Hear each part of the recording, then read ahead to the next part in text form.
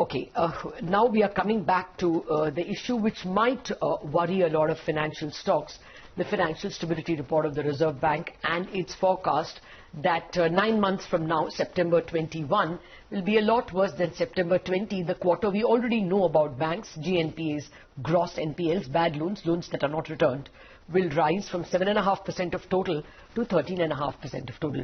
Krishnan ASV of HDFC Securities Institutional Research joins us now. Krishnan, good morning. Thanks a lot. Well, I've just had a cursory glance at your report, and the key takeaway appears to be you think that RBI's assessment is worse than what the market is prepared for? Yeah, hi Lata, very good morning. So it does appear so. I mean, I can't see any of us, whether investors or analysts, assuming a 13.5% GNP. Having said that, this is the second time within a fortnight that the Reserve Bank of India is now flagging the optical illusion around systemic asset quality. Also do recall that even if the headline deterioration in the balance sheet, which is the GNPA number, was to balloon, I think what you need to look at is how much more P&L pain has to go through. And there maybe it's a lot lesser than what the headline impairment that you will see on the balance sheet. Okay. No, I didn't get you. What are you saying? You're saying they have to provide less. Is that what you're saying? Because possibly, they've already done? Because a lot has already been done in the first half FY21. A lot will get done in the third and fourth quarters as well. And so the residual impact in terms of P&L pain will probably be lesser than what you see on the balance sheet. Oh, okay. But Krishnan, hi, good morning. Happy New Year to you. But particularly for Q3, are you expecting to see any negative surprises in the bank's earnings? Do you think slippages could be elevated because of, COVID-19 recognition? What are you expecting, and where do you think the negative surprises could come through from? Two parts to that. I mean, wish you a very happy New Year as well, Sonia. So, two parts to what you're asking. So, one is whether it will come through in 3Q. I'm not so sure, right? From, say, a balance sheet reporting perspective, whether banks will take more GNPAs in the third quarter, I'm not very sure, because there is still a standstill, there is still a Supreme Court order, etc. Okay. So, but yes, there will definitely be some evidence around what is the pipeline of assets that need help at each of these banks. Obviously, we also have a September 2020 number in terms of what these banks have already provided. So some banks like Axis and ICICI are around 2.5% standard asset provisioning. So you know where these banks are benchmarking themselves as far as their asset quality provisioning is concerned. How much of it will they report in impairment in third quarter, I think might still be a lower number because the regulatory unwind has not yet happened. Yeah. Okay. Krishnan, good morning. So in terms of stocks, how are corporate banks placed, for example, ICICI and Axis?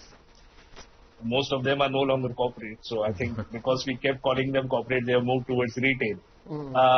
But having said that, I think, as I said, both Axis and ICICI are definitely better provided in terms of cushion that they have created on their asset quality. They are both at around 2.2% of assets of loan books that they have already provided towards standard asset cover.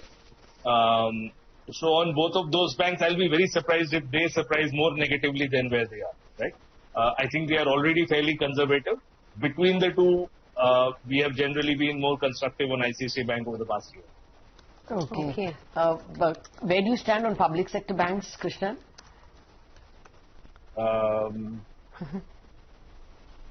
There are issues. I mean, as we have said reasonably long enough, I think there are very few investable names.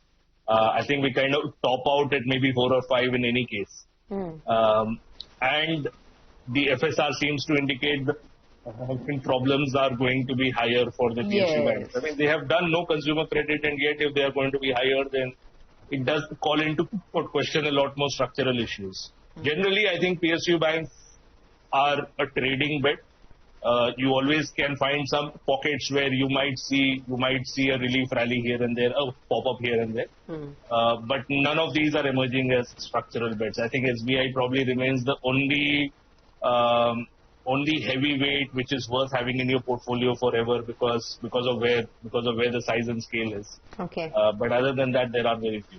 I have to ask you about the NBFCs, right? Especially the larger guys. I mean, something like a Bajaj Finance has moved from 3,000 to 5,000 in less than a couple of months. You think it's priced in a lot of the recovery in the economy, or is there more to go?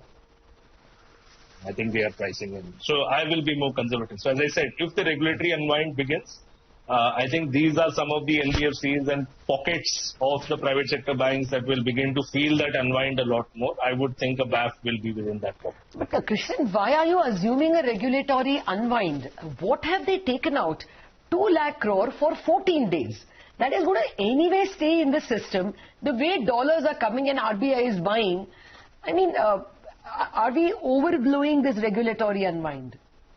No, I'm not even talking about what's happening in this fortnight. That 14-day operation is not what I'm talking about. I'm saying generally the pandemic made the central banks across the world do a lot of things in terms of regulatory forbearance, whether it was making liquidity available a lot more easily, whether it was asset quality classification, and as the RBI is now flagging even asset valuation, right? I mean, it's not so much in sync with where the economic reality is. So I think the regulatory unwind, it probably applies to all of these three. Okay. Krishnan, do you track something like an SBI card that also started to make a big move? No, we don't yet have it done. Okay. All right, Krishnan, pleasure speaking with you. Thank you very much for joining us. And once again, from all of us, a great 2021 to you. Thanks. Okay.